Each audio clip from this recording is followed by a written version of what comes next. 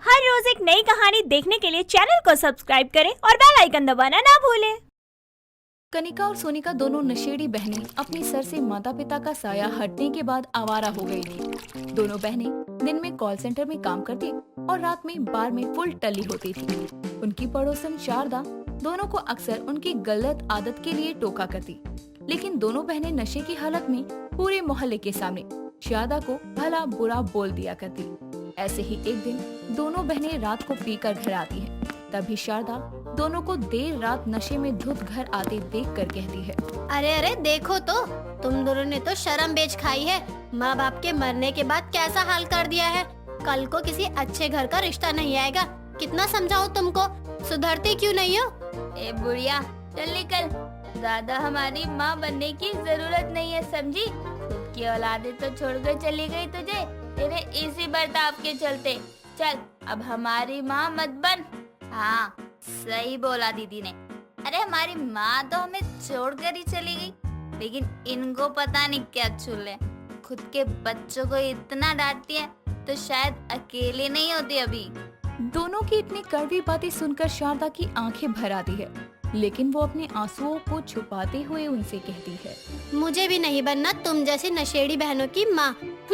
वो तो तुम्हारी माँ मेरी बहुत ही अच्छी सहेली थी, इसलिए उसके लिए तुम्हें रोक टोक करती हूँ, लेकिन अब नहीं रोकूंगी। करो अपनी जिंदगी बर्बाद। शारदा इतना बोलकर अपने घर में चली जाती है। तो वहीं दोनों नशेड़ी बहनें लुढ़कते हुए किसी तरह अपने घर में जाकर सो जाती हैं। अगली सुबह जब दोनों की आंख खुलती है तो घर की हालत बेकार थी। दीदी उठो जल्दी, देखो ना घर की क्या हालत हो रखी है। क्या हुआ? ये क्या? ये घर किसने बिखेरा? तूने किया? देख मैं सफाई नहीं करने वाली। दीदी मैंने नहीं किया, बल्कि घर की हालत देखकर लग रहा है कि घर में चोरी हुई है। क्या चोरी? दोनों बहनें उठकर पूरे घर की तलाशी लेती हैं, जहां बस पूरे घर का सामान बिखरा हुआ था, लेकिन कुछ चोरी नहीं हुआ था, क्योंकि घर में कुछ चोरी करने लायक था ही नहीं। लेकिन तभी दोनों अपने अपने पर्स और मोबाइल देखती हैं जो गायब थे। ये देखकर कनिका रोते हुए कहती है, हे भगवान, कमीने मेरा पर्स ले गए। बताओ 500 रुपए तो छोड़ जाते, कम से कम शाम की दारू का तो इंतजाम होता। अरे दीदी चिंता मत करो, मैंने 1000 रुपए बचाए हैं। आज का जुगाड़ तो हमारा उससे हो ही जाएगा। दोनों बहनें नशे के पीछे इतनी पागल थी कि घर में चोरी होने की रिपोर्ट लिखवाने से ज्यादा उनके लिए आज की ड्रिंक के पैसे मायने रखते थे। दिन ढलता है और दोनों बहनें शाम होने पर आती हैं बियर बार, जहां जाकर सोनिका काउंटर पर पैसे देते हुए कहती है, ये लो पैसे और हम दोनों के लिए ड्रिंक लगाओ, थोड़ी स्ट्रॉन्ग होनी चाहिए। वेटर दोनों बहनों को ड्रिंक देने लगता है। तभी उस बार में एक पंकज नाम का लड़का आता है, जो कि कनिका और सोनिका को देखकर अपने एक दोस्त अमन से कहता है, भाई ये दोनों बहनें यार रोज पीने आती हैं और नशे में झूमते हुए घर जाती हैं। आज सोचा है कि इनसे बात करूं, कोई एक तो पटेगी। भाई पागल है क्या? छोड़ ना, तेरी तो पहले से गर्लफ्रेंड है, फिर क्या करेगा तू? तो घर बसाने थोड़ी ना जा रहा हूँ, बस कुछ देर की मस्ती है। पंकज इतना बोलकर सोनिका और कनिका के पास जाता है, जहां वो उन दोनों को वेटर से लड़ते देखता है। अरे आज पैसे कम है तो क्या हुआ, रोज तो दे देते हैं ना पैसे, बाकी के कल दे देंगे। चलो 2 ड्रिंक और लेकर आओ। हाँ हम क्या भागे जा रहे हैं कहीं? ओ वेटर, दे इनको ड्रिंक, पैसे मैं दूंगा। अरे आप पियो, आपको जितना पीना है पैसे मैं दूंगा। कौन हो तुम और इतनी मेहरबानी क्यों हम पर? बस ऐसे ही।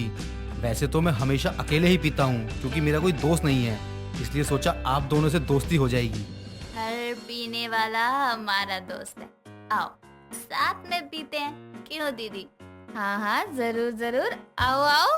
कनिका और सोनिका पंकज के साथ मिलकर उस रात खूब ड्रिंक करती हैं, और फिर पंकज उन दोनों को नशे की हालत का फायदा उठाने के लिए छोड़ने के बहाने से उनके घर लेकर आता है, जहां घर आने के बाद कनिका और सोनिका पंकज को कहती है, हमें घर छोड़ने के लिए शुक्रिया, अब तुम जाओ। हाँ तुम्हारा शुक्रिया, हम दोनों तुम्हें अपनी ड्रिंक के पैसे धीरे धीरे से दे देंगे। अरे नहीं नहीं, थोड़ी देर बैठ जाता हूँ। अकेली लड़कियां हो तुमने बताया था तुम्हारे माँ बाप भी नहीं है, फिर एक दोस्त होने के नाते तुम्हें अकेला कैसे छोड़कर जाऊं? तुम सच में बहुत अच्छे हो, सच में। आओ आओ पानी पी कर जाना। पंकज घर में आता है, जिसके बाद वो घर के दरवाजे की कुंडी लगा देता है। ये देखकर कनिका कहती है, तुमने गुंडी क्यों लगाई है? क्योंकि मुझे तुम्हारी छोटी बहन बहुत पसंद है और उसको मैं अपने कमरे में लेकर जाऊंगा। तब तक हमें कोई डिस्टर्ब ना करे, इसलिए दरवाजा बंद करा। तो पागल हो, निकलो हमारे घर से, वरना हम शोर मचाएंगे। उसके लायक मैं तुमको छोड़ूंगा तब ना। पंकज इतना बोलकर पहले कनिका के हाथ पैर बांधकर और उसके मुंह में कपड़ा ठूसकर उसे हॉल में छोड़ देता है और सोनिका को जबरदस्ती अपने साथ कमरे में ले जाता है। लेकिन तभी घर के पीछे के दरवाजे से शारदा घर में आती है और बंधी हुई कनिका को खोलकर बोलती है, सोनिका कहाँ है कनिका? आंटी, वो लड़का, उसने मुझे यहाँ बांध दिया और सोनिका को वहाँ कमरे में ले गया। रोना बंद करो और चलो मेरे साथ, कुछ ले लो जिससे उसके सर पर मार सके, उसको बेहोश कर सके। शारदा के इतना बोलते ही कनिका पास में रखी एक बियर की बोतल उठा लेती है। दोनों बहनें इतनी नशेड़ी थी कि घर के हर कमरे में 3-4 बोतल तो यूं ही पड़ी मिलती थी। अब कनिका भी बोतल उठाकर शारदा के साथ कमरे में जाती है, जहां वो पंकज को अपनी बहन के साथ जबरदस्ती करते देखकर गुस्से में कांच की बोतल उसके सर पर दे मारती है और पंकज के सर से खून निकलने लगता है। वो बेहोश हो जाता है, जिसके बाद सोनिका बेड से उठकर कनिका को गले लगाते हुए कहती है, दीदी, आज मेरे साथ क्या हो जाता, आपने मुझे बचा लिया। मैंने नहीं सोनिका, शारदा आंटी ने। आंटी, आपका बहुत बहुत शुक्रिया, आपने हम दोनों को आज बचा लिया। कितनी बार बोला है तुमको कि ये नशा करना बेकार है, लेकिन तुमने सुना नहीं। वो तो मैंने देख लिया था इस लड़के को तुम्हारे साथ घर में आते हुए, तो मैं बस देखने के बहाने ही दूसरे दरवाजे से आ गई।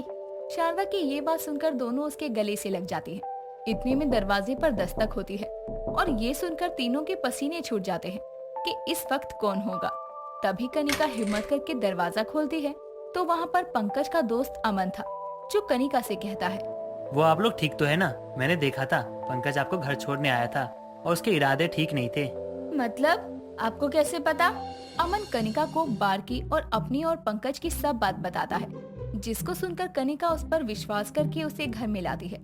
सब कुछ बताकर बेहोश पंकज के पास लेकर जाती है, जिसको देखकर अमन कहता है, सही किया आपने, मैंने इसे समझाया था ऐसा मत कर, लेकिन ये माना नहीं। अब आप समय बर्बाद मत कीजिए और पुलिस को फोन करके बुला लीजिए और इसे उसके हवाले कर दीजिए। अमन के कहने पर कनिका उसके फोन से पुलिस को कॉल करती है और उसके बाद पंकज को कमरे में ही छोड़कर चारों बाहर हॉल में बैठे होते हैं कि तभी पंकज कमरे में होश में आता है और कमरे में पड़ी खाली बोतलों में से एक उठाकर बाहर आता है और कनिका को मारने को होता है। तभी शारदा कनिका को वहाँ से हटा देती है और वो बोतल उसके सर पर लग जाती है। शारदा आंटी! तुम दोनों बहनों को मैं छोड़ूंगा नहीं। पंकज दोबारा कनिका को मारने को होता है। इतने में अमन उसे पकड़ लेता है।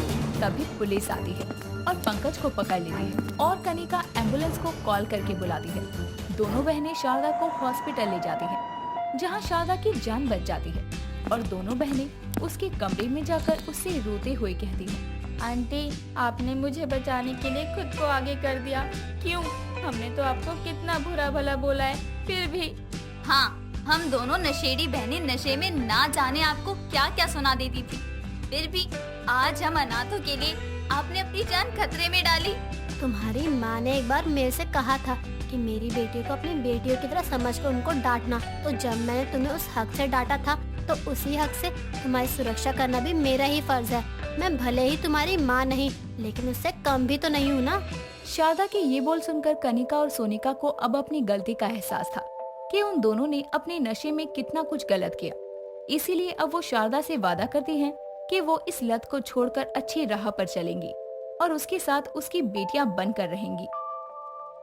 दोस्तों, अगर आपको ये कहानी पसंद आई तो इसे लाइक करें, शेयर करें और कमेंट करके बताएं कि कहानी में आपको सबसे अच्छा क्या लगा।